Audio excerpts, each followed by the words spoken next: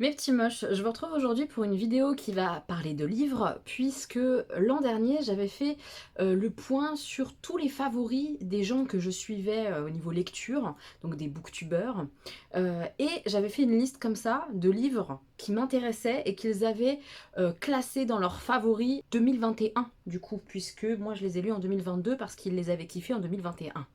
C'est ça. Et ben on va faire le point. Qu'est-ce que j'ai lu, qu'est-ce que j'ai pas lu de cette fameuse liste que j'avais fait d'ailleurs en vidéo. Je vous la mets juste là dans le petit i si vous voulez la voir avant.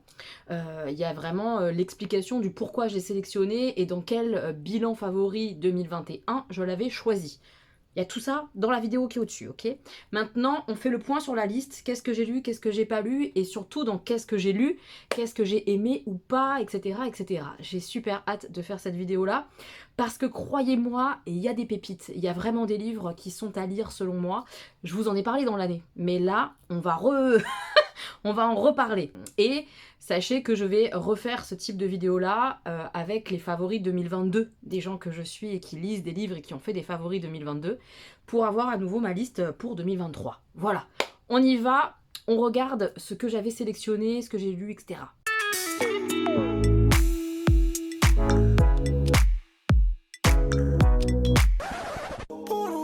Alors dans cette vidéo, je vais pas rementionner tous ceux que j'avais cités dans la vidéo précédente parce que je les ai pas en face de moi et je me rappelle plus exactement parfois qui a conseillé quoi, même si j'ai une idée, mais parfois je ne me rappelle plus.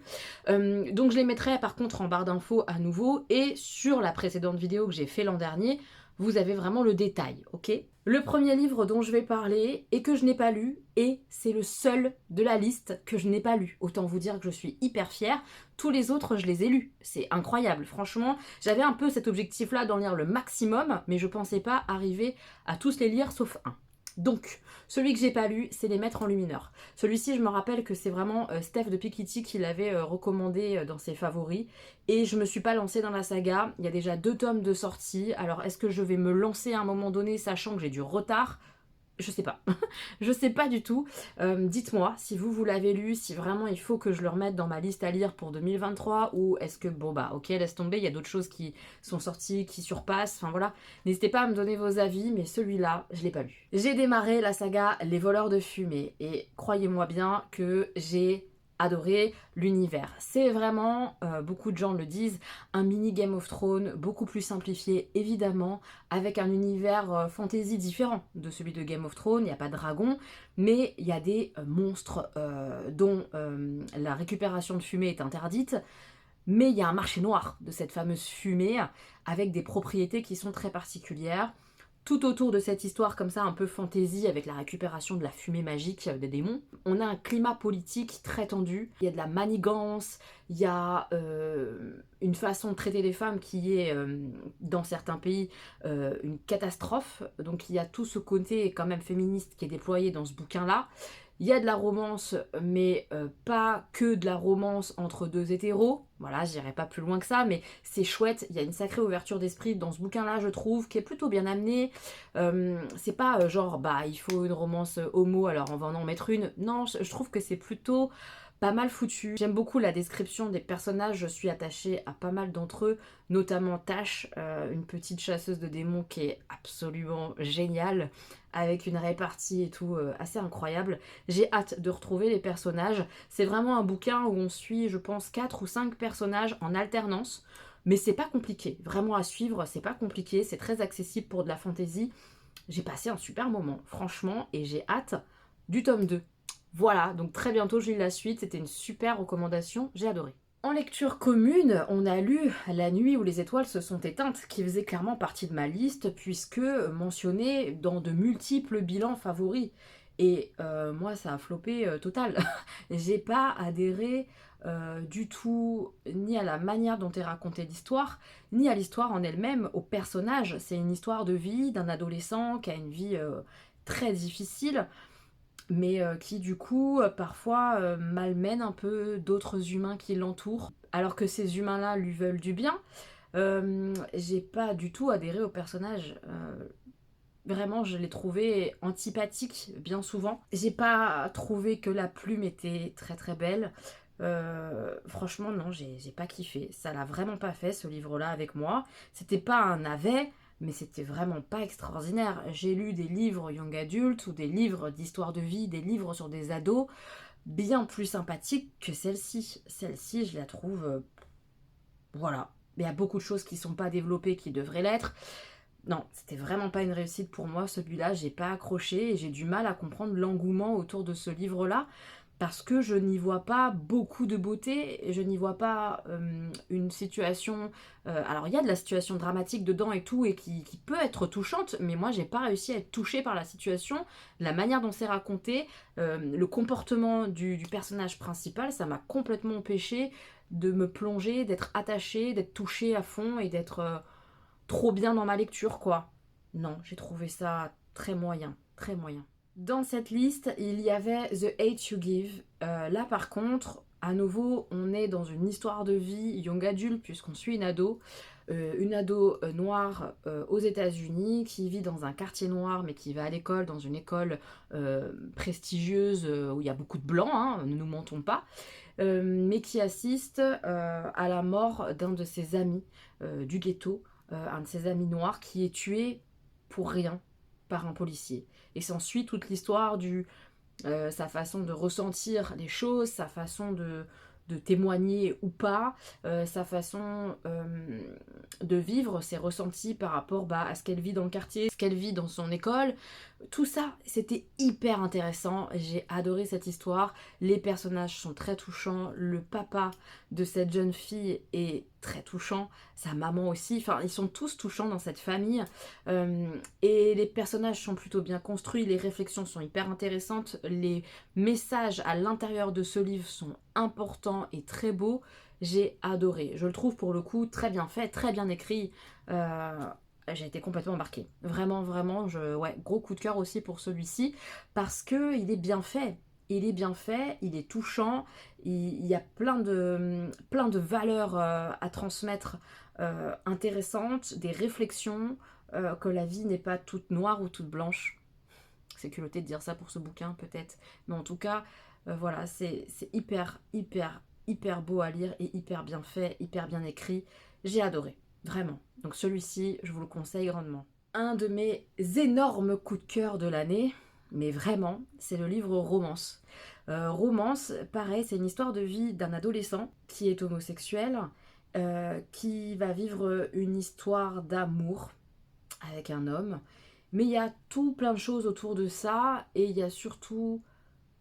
cet adolescent, il est tellement touchant. La manière dont est racontée l'histoire de ce personnage-là, est tellement touchante.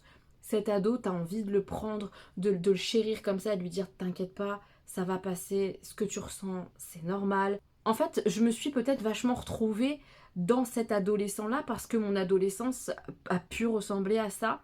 Le côté très passionné, très amoureux, très entier, à la recherche comme ça de l'amour. Ouais, j'ai trouvé ça très parlant, très vrai, très juste. Euh, et puis, là encore, on a des personnages qui sont imparfaits et c'est normal et c'est beau à lire. En tout cas, moi, c'est le genre d'histoire qui fonctionne avec moi. Et celui-ci, il est vraiment, mais tellement beau. Je vous jure, c'est une merveille, ce livre. Il y a 2 autres tomes qui sont sortis. Je vais les lire, c'est sûr, c'est évident. Je vais me les procurer. J'adore. J'ai vraiment adoré la narration de la passion, la narration de la découverte. Ce sont des ados à l'intérieur. C'est vraiment tout ce que j'aime quand je lis de l'histoire de vie pour ados, c'est ça.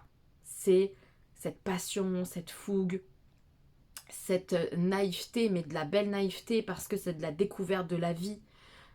Ces sentiments comme ça, c'est pur, c'est très beau. C'est très très beau. C'est juste, c'est... Il y a des instants drôles, des instants touchants, des instants de colère, beaucoup d'émotions en fait. C'est un livre à émotions. Et j'adore ça. J'ai lu aussi toujours dans du young adulte, mais dans du young adulte plutôt thriller, sombre. J'ai lu Plein Gris. C'est un bon livre, mais c'est pas un coup de cœur. Voilà, j'ai passé un bon moment de lecture. C'est un petit livre où on est sur un voilier avec des adolescents. Un des ados meurt et s'ensuit toute une remise en question, ou alors on revient dans le passé pour connaître un peu l'histoire de ces adolescents, comment on en est arrivé à ce qu'il y en ait un qui meurt sur ce fameux voilier, les caractères de chacun, ce que chacun a pu faire dans le passé, etc. C'est vraiment un huis clos comme ça. C'est intéressant à lire. Par contre, il y a beaucoup de vocabulaire, de la tempête, de la voile, de la navigation. Bah, c'est logique, si on est sur un voilier en pleine tempête, c'est logique, mais c'est pas quelque chose qui m'a touchée, qui m'a plu. Et c'est bien fait, voilà, c'est très bien fait. Maintenant, j'ai pas été genre waouh, subjuguée. Voilà, c'est un bon livre, c'est ok, mais c'est pas la meilleure lecture pour moi de l'année, quoi. Voilà, non. J'ai lu un roman choral qui parle donc de plusieurs personnages, des personnages qui ont des âges très différents, personnes âgées, adolescents, adultes, qui s'appelle À quoi rêvent les étoiles. Et celui-ci, par contre, j'ai été touchée, j'ai trouvé très beau, très bien écrit. Euh, Pareil, c'est pas un coup de cœur absolu, mais j'ai vraiment passé un super moment de lecture parce que la façon dont sont entremêlées les vies dans cette histoire-là est très bien foutue, je trouve. Euh, Il y a des choses qui sont pas très réalistes là-dedans, mais ça m'a quand même embarqué, ça a fonctionné, la plume est très jolie. Il y a des mots, des phrases qui ont résonné en moi, où je me suis dit, ouais, c'est vrai, c'est tellement juste ça. Voilà. Et ça, j'aime bien lire ça. Des choses qui résonnent en toi, des choses que tu trouves justes, des mots qui te font penser, réfléchir à la vie, à ta manière de la voir, la vie.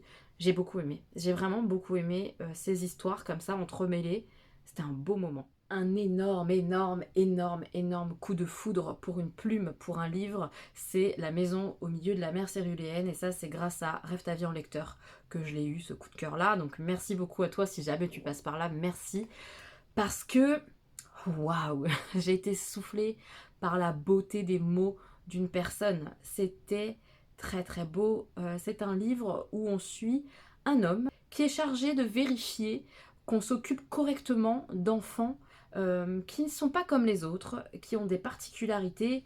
Alors on est dans un univers un peu fantasy puisqu'ils ont des particularités magiques, ils ont des pouvoirs magiques. Et ces enfants-là sont dans des pensionnats et lui, voilà, Linus, je crois que c'est comme ça son prénom, il est chargé de vérifier que ça se passe correctement pour eux. Voilà, que eux ne soient pas des dangers pour les autres, mais qu'on on les traite correctement. Voilà, c'est un inspecteur. Et on l'envoie comme ça sur une mission très sensible, très particulière, pendant un mois. Et il doit rendre des comptes chaque semaine, un espèce de ministère. Il arrive là-bas très apeuré parce qu'on lui a dressé des portraits des pensionnaires hyper inquiétants. Et évidemment, il va apprendre à les connaître. Je suis très émue rien que de dire ça, parce que c'est magnifique. Voilà. Parce que c'est voir une personne découvrir d'autres personnes, euh, apprendre à les connaître, à les aimer, à trouver des petites choses si belles en elles. C'est compliqué, hein. Ce livre, moi, il m'a vraiment, vraiment touchée. Euh, Évidemment, il y a beaucoup acceptation de l'autre, l'amour des autres au sens très large, de très belles amitiés, de très belles relations de... comment expliquer d'attachement d'un adulte à un enfant, d'un enfant à un adulte. C'est tellement beau ça aussi de lire ça. Il y a des belles notions d'amour aussi, amour entre deux adultes consentants, voilà. Mais tout est doux, tout est très doux, mais tout est juste. Et il y a des choses difficiles parce que sous un aspect très drôle, il y a des instants mais tellement hilarants dans ce livre. J'ai ri à gorge déployée en lisant ce bouquin-là. Je crois que ça ne m'est jamais arrivé dans un autre bouquin. J'ai vraiment rigolé à certains moments de certains comportements d'enfants qui sont incroyables. J'ai rigolé, j'ai pleuré énormément. Parce que vraiment, on a cette notion-là, et c'est hyper dur, je pense, c'est hyper bien écrit, d'avoir sous couvert d'humour comme ça et d'instants tellement drôles et tout, des instants très profonds et très touchants. C'est une beauté au niveau de la plume, de l'écriture, c'est une beauté. C'est simple à lire, mais c'est une merveille humaine de cœur, plutôt ça. C'est une beauté de cœur, ce bouquin-là. Évidemment, c'est un roman contemplatif, pas mal. On découvre des personnages, c'est ça l'histoire. On découvre des personnages, leur façon, leurs choix, qui ils sont, etc., leurs sentiments. Il se passe pas 50 choses, c'est pas un livre d'aventure, mais c'est merveilleux. C'est vraiment merveilleux. Je crois que c'est ma plus belle lecture de cette année. Pas loin derrière, il y a Romance, je pense, parce que Romance aussi beaucoup touché. Mais celui-ci, je crois qu'il dépasse tout. Ouais, j'ai... C'est une bombe ce livre. Pour moi, il faut vraiment le lire. Il faut vraiment le lire, qu'on aime la fantaisie ou pas. À partir du moment où on a envie de lire des émotions humaines, des sentiments humains, de la beauté, de la douceur, c'est merveilleux. Ensuite, j'avais noté L'approche du mal. L'approche du mal, écoutez, très déçue parce que j'ai rien appris de particulier dans ce livre. J'ai pas été... ouais, c'était moyen, c'était vraiment très moyen. Ça se lit très vite. C'est l'histoire d'un criminologue, je crois que c'est ça le terme, j'ai un doute, mais je crois que c'est ça. Ou en tout cas d'un psychologue lié au meurtre, qui va donc interviewer des victimes, mais aussi des serial killers ou des choses comme ça. Je m'étais dit que ça pouvait être hyper intéressant, ce genre de bouquin, pour avoir le ressenti niveau victime, etc. La façon d'analyser le cerveau humain, clairement, que ce soit côté monstre, c'est-à-dire serial killer, ou côté victime. Ça l'a été un peu, mais tellement peu. Voilà, c'était pas... J'ai pas trouvé ça extraordinaire, franchement. Je pense que ce genre de bouquin-là n'est pas spécialement fait pour moi, surtout que bah, les histoires, je les connaissais. Alors oui, il a interrogé Fourniret, il a interrogé voilà, des criminels comme ça, ignobles, mais toutes ces histoires-là, ces personnalités-là, finalement, bah, je les connais. En ayant ingurgité, comme j'ai ingurgité toutes les émissions sur les crimes et tout ça, je les connais. Donc j'ai rien appris de particulier. J'ai pas été emballée quoi, non. Dans ma liste, il y avait Je suis l'abysse, qu'on a lu aussi en lecture commune, et ça c'était vraiment genre une coïncidence, hein, puisque c'est pas moi qui ai fait le choix, c'est Jenny, puisque moi tous mes choix de lecture commune étaient bip, pas ouf cette année. J'espère me rattraper en 2023, j'espère. Et donc celui-là, bah, un gros coup de cœur, franchement, en catégorie thriller, je crois que c'est le meilleur que j'ai lu cette année. Il est très très bon, il est vraiment génial, une psychologie hyper intéressante, bien développée, très bien écrit, très en subtilité, où tu arrives à ressentir, alors pas à être, comment dire, à excuser ou un comportement ou quoi, mais tu arrives à comprendre le pourquoi le serial killer, en gros, on est là, quoi. Et c'était vraiment intéressant, et c'était dur, et c'était prenant, et t'es à fond. Enfin, c'est une superbe lecture si vous aimez les thrillers et que vous l'avez pas lu. Celui-là, je vous le conseille vraiment, il est absolument génial. On a fait, comme je vous l'ai dit, lecture commune, donc je vous mettrai dans le petit i, la fameuse vidéo sur la lecture commune avec Jenny et Gwen. Vraiment trop bien. Par contre, n'allez pas voir la vidéo si vous l'avez pas lu et que vous voulez le lire parce que ça spoil. Hein. On spoil à fond sur ce genre de vidéo-là, donc attention, lisez-le avant. Mais vraiment, si vous aimez ce genre-là, il est vraiment très bon. Dans ma liste, il y avait Le Paradis Blanc, que j'ai lu et que j'ai beaucoup aimé. C'est un livre qui traite clairement de maltraitance faite aux femmes battues, etc., mari violent. Clairement, c'est ça en fait, hein, le thème mari violent, mais pas que. Il y a d'autres choses, d'autres thèmes, beaucoup de choses finalement, beaucoup d'histoires comme ça qui se suivent dans cette histoire. C'est très très beau. Et il y a une très belle part qui est faite à l'Alaska. Ça, c'est vraiment génial. Ça, j'ai vraiment adoré. En fait, il y a beaucoup de choses que j'ai bien aimées dans ce bouquin-là. C'est pas un coup de cœur, mais j'ai vraiment apprécié. C'est très dur, par contre, il faut pouvoir encaisser cette maltraitance faite aux femmes. C'est pas évident, c'est vraiment pas évident, mais c'est très bien fait, très juste, très bien écrit. Et vraiment ce personnage, parce que oui, ça en devient un personnage de l'Alaska, c'était canon. C'était vraiment très très bien. C'est très bien écrit, j'ai adoré lire ce livre-là. Vraiment très bon livre, très très bon livre dans son genre. J'avais noté Le cœur des femmes. C'est une BD mais aussi un livre. Donc si vous n'êtes pas du tout BD, que ça vous branche pas, même si celle-ci honnêtement elle est vraiment très bien faite, ma mère l'a adorée alors qu'elle lit pas de BD, il existe en version bouquin. Cœur des femmes, c'est une merveille. Ouais, cette BD, coup de cœur BD de l'année quoi. Une merveille. On y parle d'une personne qui rentre dans un stage de gynéco parce que cette personne veut devenir chirurgien et qu'il est obligé de faire ce stage. Et il y rentre avec plein d'a priori, plein d'idées préconçues, plein de choses sur ce que doit être la médecine, etc., etc. Et il rencontre un docteur, ce médecin, ce gynécologue. Il va tout lui apprendre en fait et il va lui apprendre d'une autre manière qu'il n'avait pas soupçonné.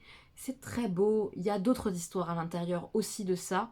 C'est magnifique. Il y a des histoires de femmes des histoires de vie, des points gynécologiques, on va dire, très intéressants à connaître, à découvrir, pourquoi pas.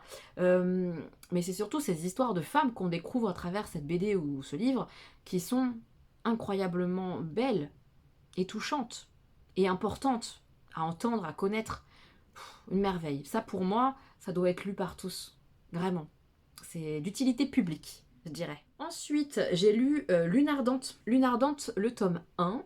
Je compte bien lire le tome 2 parce que j'ai passé un chouette moment. Il y a des choses qui m'ont fait tiquer quand même dans ce récit-là. C'est pas parfait selon moi, mais c'est quand même très prenant. Lune Ardente, on suit deux peuples, le peuple de la Lune, le peuple du Soleil, qui s'affrontent, qui se font la guerre et tout. Et le tout début du livre, c'est la fille de la Lune qui a l'idée de dire, pour stopper la guerre, je vais aller me marier avec un des fils du Soleil, puis comme ça, c'est terminé, basta, plus de guerre. Et c'est ce qui se passe. Et on va suivre, du coup, cette fille de la Lune chez le peuple du Soleil qui va découvrir le peuple du Soleil, et l'inverse aussi est vrai. Certains personnages du peuple du Soleil vont apprendre à découvrir cette fille de la Lune, qui n'ont pas, ces gens n'ont pas les mêmes coutumes, etc. C'est très intéressant à ce niveau-là.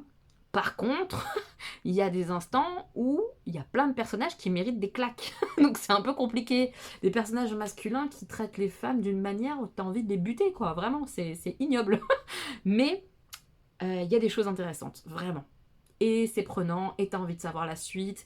Et ces deux peuples sont plutôt bien foutus, l'univers est très chouette. Le monde de la Lune, le monde du Soleil, c'est assez riche en termes d'univers fantasy. C'est pas mal.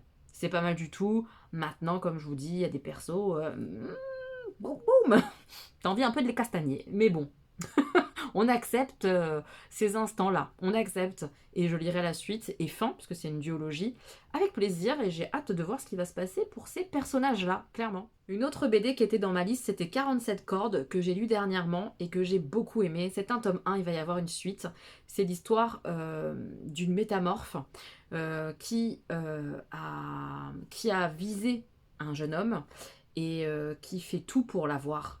Comme elle est métamorphe, bah, elle se transforme comme elle veut pour le charmer, pour être proche de lui. Elle se fait passer pour tout le monde et elle est tout le temps auprès de lui. C'est hyper malaisant et c'est très intéressant à lire. Hyper malaisant, hyper bien foutu. C'est très prenant et j'ai hâte de voir ce qui va se passer pour ce jeune homme et cette métamorphe par la suite. Parce que là, ils nous ont laissé à la fin de l'histoire avec un truc, t'as envie de dire « Ah, mais qu'est-ce qui va se passer? Qu'est-ce qui va... Comment, pourquoi? Qu'est-ce qui va se passer ?» Je suis à fond. J'ai super hâte. Je pense que le tome 2 va pas tarder à sortir. J'espère parce que ça fait un moment que le tome 1 est sorti.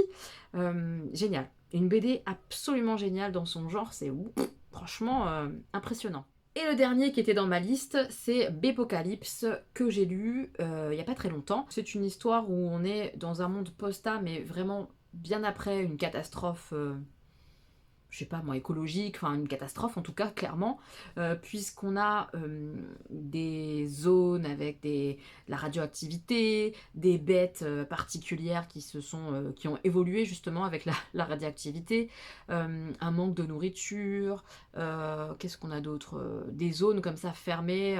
Voilà, on a un plan de ville au départ du livre qui est très important pour se repérer parce qu'il y a beaucoup de changements de lieux à l'intérieur de la ville pour suivre, c'est important. Et on suit des ados dans cet univers-là qui vont accueillir des... Comment ils appelaient ça? Je m'en rappelle plus. Mais des mutants. Oui, c'est ça, je crois. Des mutants.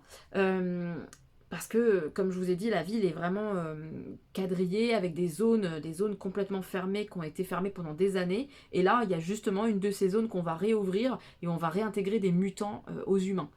Voilà, mais on va suivre ça. C'est très léger. C'est très très très léger, mais c'est bien foutu. C'est un bon moment de détente dans du posta. J'aime bien ça, moi, le posta. Maintenant, j'aime bien en général le posta très sombre, ouais, vraiment pesant. On n'est pas trop là-dedans. Il y a des instants un peu sombres, mais vraiment c'est léger. C'est du young adulte, tu suis des ados. Ça se lit bien, mais c'est pas extraordinaire non plus. Voilà. Mais c'était chouette, une chouette lecture. Donc, comme vous pouvez le constater, il y a énormément de super lectures à l'intérieur de cette liste. Il y a vraiment des bouquins incroyables là-dedans. C'est ce qui m'a forcément donné envie de le refaire, moi, pour 2023, avec les favoris de mes booktubeurs que je suis 2022. Et j'ai hâte à nouveau de lire ces bouquins-là qu'ils ont adorés, et peut-être que je vais adorer aussi. En tout cas, très souvent, on est quand même raccord. Donc je suis hyper contente. Est-ce que vous connaissiez certains de ces bouquins-là? Est-ce que vous avez envie d'en lire certains? Honnêtement, j'espère, parce qu'il y a quand même des titres qui sont assez merveilleux et qu'il faut lire, je trouve. Mais dites-moi ça en commentaire. Est-ce qu'il y en a un que vous avez envie de lire, que vous connaissez pas? Certains que vous avez lus? Ce que vous en avez pensé, vous? Est-ce que vous avez le même avis que moi ou pas du tout? J'ai hâte de vous lire. J'aime parler de livres, donc je suis très contente de le faire sur cette vidéo-là. Et prochainement, on aura la vidéo des favoris 2022 que j'ai retenu pour 2023 à lire. Voilà, je vous fais plein de bisous. On se retrouve très bientôt pour une nouvelle vidéo. Prenez bien soin de vous et bonne lecture. Bisous.